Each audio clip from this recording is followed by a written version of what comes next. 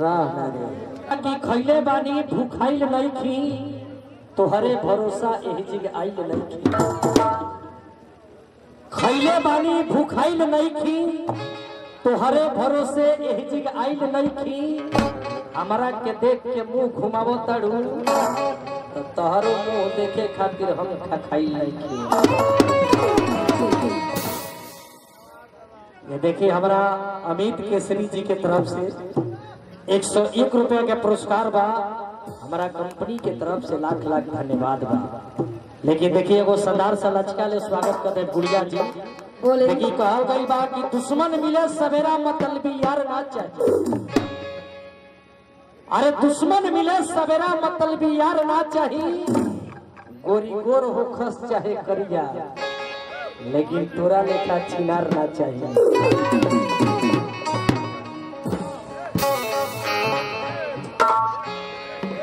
तू कैली आज कुछ तो हम तोरा के बोले कैली। हाँ हम बोला दे तक मत इसकी भाग हमरो धीरे अच्छा जवान हो जाए ऐसा बात नहीं है। तो शुरुए दान थोड़ी जवान हो गई रहो धीरे ही धीरे जवान हो रहो।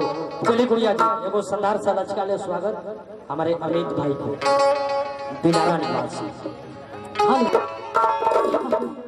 हेलो अरे बढ़िया दिया वे पिया के प्यारी काली रतिया रतिया पहाड़ दिया बढ़िया दिया